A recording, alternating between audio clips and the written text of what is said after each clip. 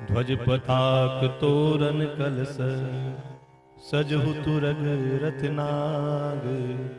सिर धरि मुनि बर बचन सब निज निज काज ही लाग।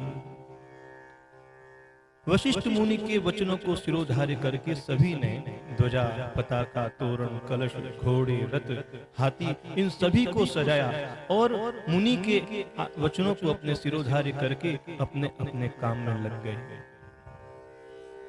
उनमें इतना उत्साह था कि वशिष्ठ मुनि जिस कार्य के लिए आदेश देते वह उसे इतना शीघ्र पूर्ण कर लेते मानो यह काम इन्होंने पहले से ही कर रखा हो। जो मुनीस जेहि आय सुदीना, सोते ही काजु प्रथम जनु कीना। विप्र साधु सुर पूजत राजा, करत राम हित मंगल काजा।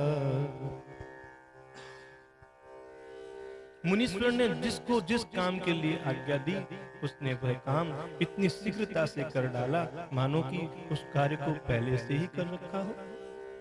राजा दशरथ ने भी ब्राह्मण, साधु और देवताओं की पूजा की और श्री रामचंद्र जी के लिए सभी प्रकार से मंगल कार्य कर रहे हैं। श्री रघुनाथ जी के राज्याभिषेक की यह पावन खबर सुनते ही अवध भर में सभी जगह नगाड़े बजने लगे, बधावे बजने लगे। श्री रामचंद्र जी और सीता जी के शरीर में भी शुभ शकुन होने लगे। उनके सुंदर मंगल अंग फड़कने लगे। अब देखो रघुनाथ जी महाराज ने इन मंगल सूचकों का क्या अर्थ निकाला। कपुल की सप्रेम परस पर कही, भरत याग मनु सूचक अहि। भये बहुत दिन अति अवसेरी, सगुन प्रतीदि बैठ प्रिय केरी। जानकी जी और रघुनाथ जी महाराज पुलकित होकर के एक दूसरे को प्रेम सहित कहते हैं कि यह शुभ शकुन तो भरत के आने की सूचना देने वाले हैं। भरत इतने दिनों से अपने मामा के घर गए हुए हैं, बहुत दिन हो गए। अब भरत आते ही होंगे। उन शकुनों से प्रिय भरत के मिलने का विश्वास होता है। क्यों? भरत सरिस प्रिय को जग माही, इह ही सगुन फलु दूसर नाही। राम ही बंधु सोच दिन राती, अंडनि कमठ हृदय जेहि बाती। भरत के समान जगत में हमें कौन प्यारा है। सगुन का बस यही फल है, दूसरा और कुछ नहीं।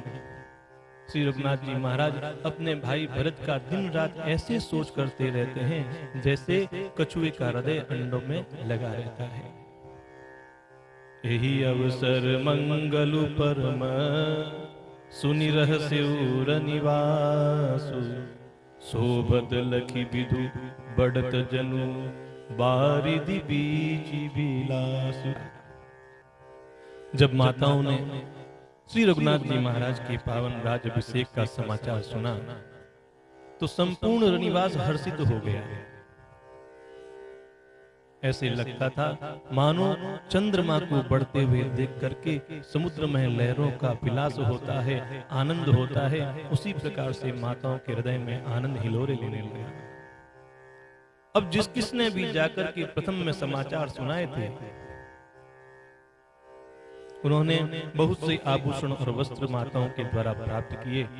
रानियों का शरीर प्रेम से पुलकित हो उठा, मन प्रेम में मग्न हो गया और वे सभी मंगल कलश सजाने लगी।